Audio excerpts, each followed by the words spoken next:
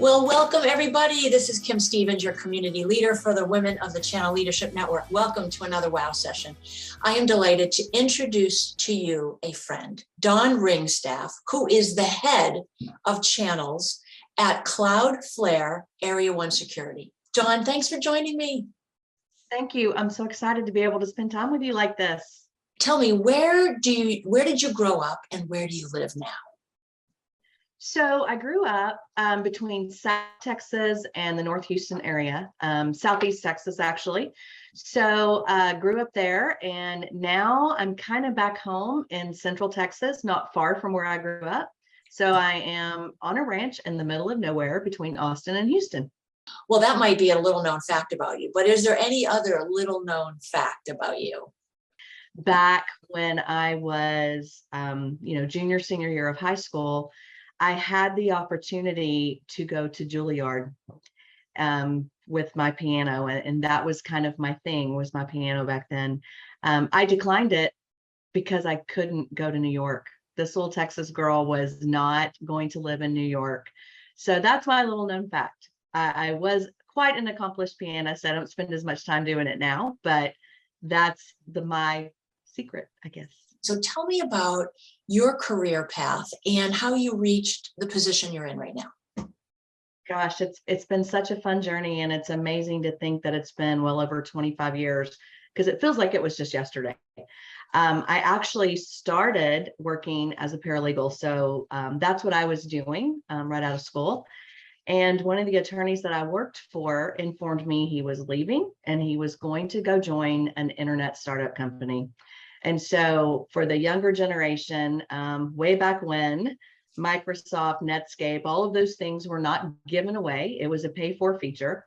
So I was working for a startup company that was going to compete with those two organizations. When a company decides that Microsoft gives something away, then the little guys can't necessarily compete. And so as we disbanded that company, I was referred to a channel outsourcing company. So that's really where it started in channel. It was very accidental. I was just referred to this company, and it's just grown. I could never have imagined where I am today. Started working for a channel outsourcing company where we would put people in the field to go recruit partners, and then just grew from there. So I've been in the field as a CAM. I've been a regional sales leader. And my passion is just truly building channel, working with partners all day, every day. So it started with a relationship with an attorney who invested in the right company that led me down this path. Did you always want to be in a leadership position? I didn't know that. That's how I started this job with this channel company. I was actually managing a group of salespeople, people out recruiting partners. And it's just how I started. I didn't know anything different. Through the course of different companies, different solutions, wanting to know more, I actually went into the field as a CAM, and I did that quite successfully for many, many years. But my heart has always been with teaching people, teaching children. I think that was actually my chosen career, was to be a teacher. But once I got into this whole channel thing and the sales thing, I was like, I can do this. I'm pretty good at this. So after several years of deciding to carry the bag, if you will, I decided I wanted to get back in a role where I could provide value in more ways than that. I could still keep my channel relationships, but I'd be able to teach and mentor and bring people up.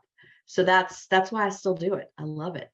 How do you continue to grow and develop as a leader now? What are some best practices that you would share? Well, first and foremost would be my involvement with the women of the channel. I've always been one that I'll take the classes, I'll do extra things on my own, extra learnings and reading. But what I have found in the last year, is the value that's brought via the channel company, the resources that's provided as far as what's going on in the industry that we don't have time to sit and research ourselves. But the women of the channel, I could go on for 30 minutes about that. The tools that you guys provide to us, the resources that are available to reach out for assistance. I would shout from a mountaintop about Val Wright, right? The tools that she gives us as leaders and the networking that we have as leaders is probably the most important thing to me in my growth path right now. And a lot of it is self-reflection, right? In order to grow as a leader, a lot of self-reflection is required. What do I want? What do I want to be? Where do I want to be? And it's just so easy to talk about inside the groups that we have here. Have you ever been in a position where you're like, gosh, this isn't really what I wanted? And what did you do about that? Yeah, I have. And it's not been that far in the past either. One of the things too about what I've done and who I've worked with is the group of people that I worked with for the last 20 years in some regard continues to be the same, right? So I left a company after 15 years, went with a former executive of that company to a startup. So I jumped several years ago into the startup world, and part of one of the things you just know could happen is an acquisition, right? And one of the acquisitions I was involved in was a very, very large company. And I kind of knew at the beginning, that's not where I wanted to be. I like the smaller world. But I was put in a role that was a regional VP of sales, had nothing to do with channel. So I didn't wake up happy every day. I had been doing this for 20 years. I knew what I wanted to do. I knew what made me happy every day, from a both personal and professional perspective. But I committed to myself that I wasn't a quitter. I wasn't going to quit. And I preached to everybody, always try to learn something new. So I committed to myself that I would stick it out, I would learn, and I would do that job for 1 year, for 1 year. And I did it. It was challenging. I tried to just continue to learn more about what it was I was doing, because at first I was like, I'm managing salespeople that are selling something I do not even understand. So I continued to learn from others about what it was I was selling.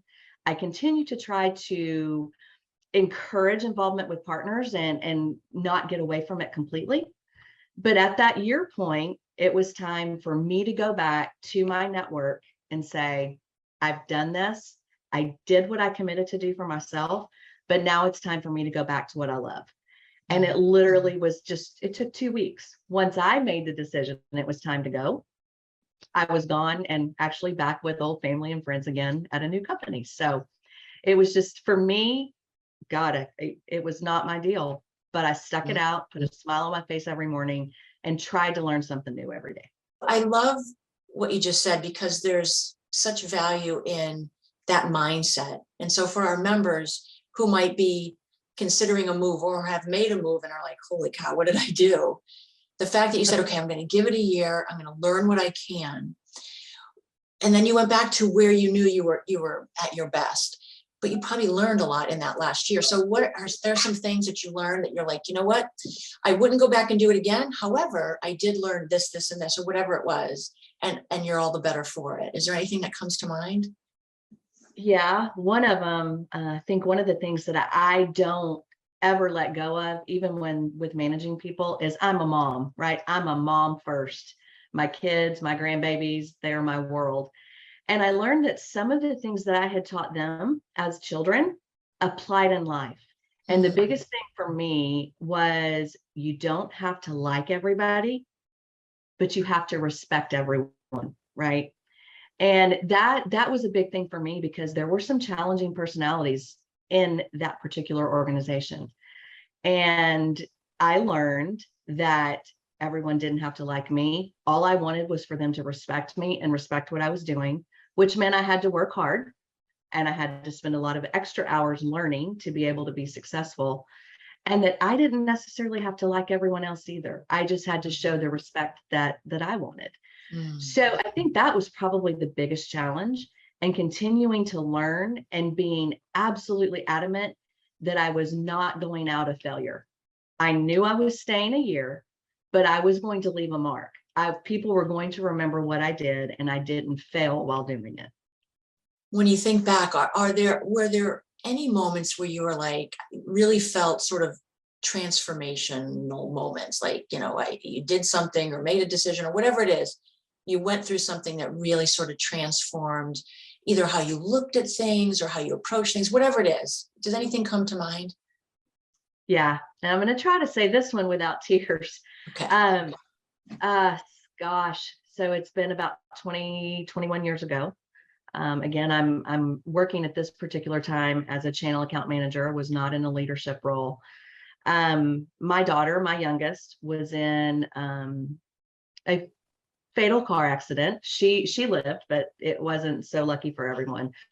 And I was pretty much out of pocket with her for lots of different things for 2 to 3 months, right? Physical therapy, hospital time. It was just absolutely incredible.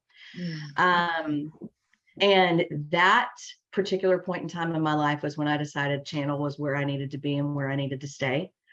I could almost go on record and say that may have been one of the best quarters of my entire career, because the channel community came together and took care of me.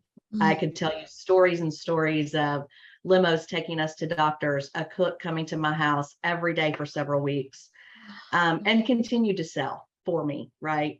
The companies that I worked for, companies I'd worked for in the past, it's a family here in the channel. And I guess it's not a business transformation. It's not that I got some big company or I bought a company or I had my own company, but it set the path for where I wanted to be for the rest of my career.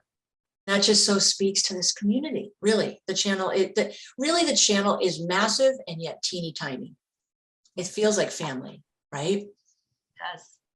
And that's such a gift. Thank you for sharing that.